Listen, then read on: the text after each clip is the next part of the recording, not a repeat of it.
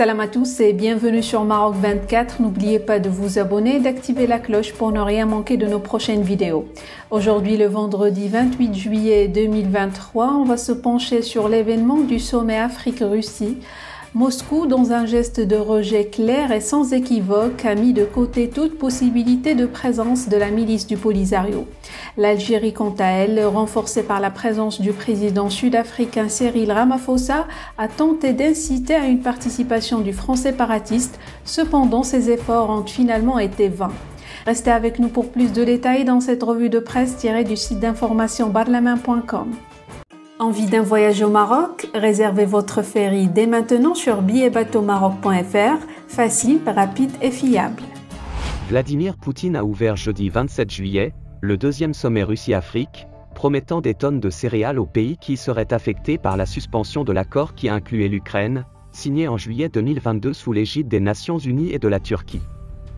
Au-delà de l'économie, l'enjeu clé pour l'organisateur russe de ce sommet était également diplomatique. En réunissant une brochette de chefs d'État africains sur son sol, Moscou entendait confirmer son engagement fort en Afrique, désormais au cœur de sa politique étrangère. Des délégations de 49 pays africains, dont 10 chefs d'État, ont été annoncées à Saint-Pétersbourg. D'après les informations du média Barlaman, Alger, enhardi par la présence de Cyril Ramaphosa, le président sud-africain à ce rendez-vous, voulait pousser vers une participation de la milice du Polisario, en vain.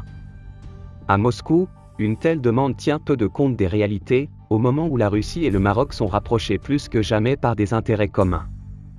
Abdelmadjid Tebboune, absent du sommet, qui a récemment foulé le sol de la salle de réception Saint-Georges, au Grand Palais du Kremlin, ambitionne de voir l'Algérie candidate à l'entrée dans le club des BRICS, Brésil, Russie, Inde, Chine et Afrique du Sud, ne pas compromettre cet objectif. En cherchant à imposer le front séparatiste du Polisario partout, le régime algérien se portait à lui-même un coup funeste dont il ne se relèvera pas peut-être. La Russie est soucieuse de reprendre son rôle en Afrique, profitant de la dissolution de l'emprise française sur le continent et la colère de quelques pays au Sahel, gênés dans leur développement de tout genre par la main tracassière de Paris. Moscou veut désormais présenter des réponses concrètes aux questions de sécurité, d'intérêts commerciaux, de force politique, d'équilibre matériel, en un mot, toutes celles qui ne paraissent pas avoir préoccupé jusqu'ici les Occidentaux que médiocrement.